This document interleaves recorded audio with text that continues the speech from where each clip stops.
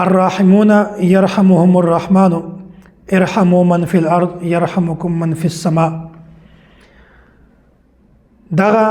روایت په جامع ترمذی کې موجود دی. پیغمبر علیه الصلاۃ والسلام فرمایي چې کیم کسونه د الله تعالی په بندګون باندې رحم کو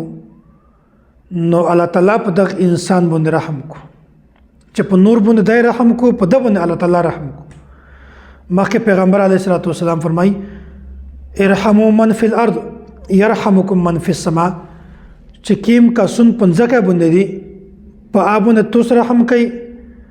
الله په توس باندې رحم کو. دغه مالی مشوله چې د الله تعالی د رحم د پورا ضروری دی چې میشتوس په یغه باندې رحم وکي چې هغه پنځکه کې دي. دغه متعلق صرف یو واقعه درته بیانوم. صحیح بخاری کې دا واقعا نقل شوی دو په حدیث کې دو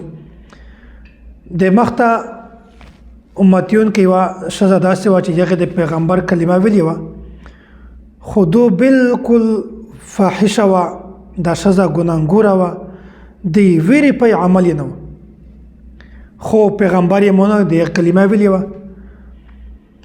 بیا الله تعالی دغه شزه مغفرت په یو معمولی خبره باندې کړی دی. دا شزه یو ورځ په لیار باندې تیرېدله د ولدا چې یو سپای دی د تند د وژنه مړ کیږي د خپل ژبه په خوره پرې سلاوله تند د وژنه دوه راغله رحم په وک خپل میزیر وکښلې او یو نږدې کې ته ورغله د یغه نه یو یبر وکښلې هغه سپی ته ورکړل د یغه سپی زندگی بچ شوله د مرګ نه بچ.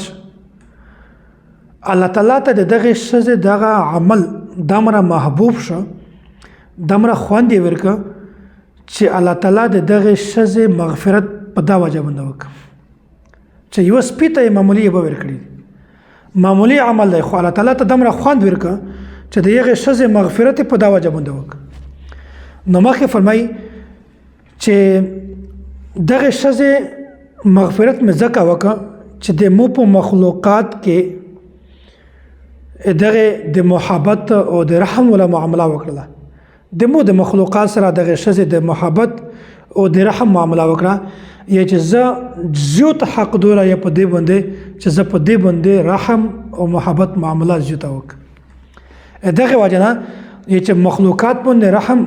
کړل په چار دي اگر چې هغه زناوار یا سپا یا بل تراویل نه وي ضروری نه چې انسان نه په باندې رحم وکا نه کسپای یا زناوار یا بل تراویل نه په باندې رحم کا کې دای شي دغه معمولی عمل د الله تعالی په حضور کې د تو قابل شي د تو د مغفرت ذریعہ دا جوړ شي. دغه وجنه فرمای الراحمون يرحمهم الرحمن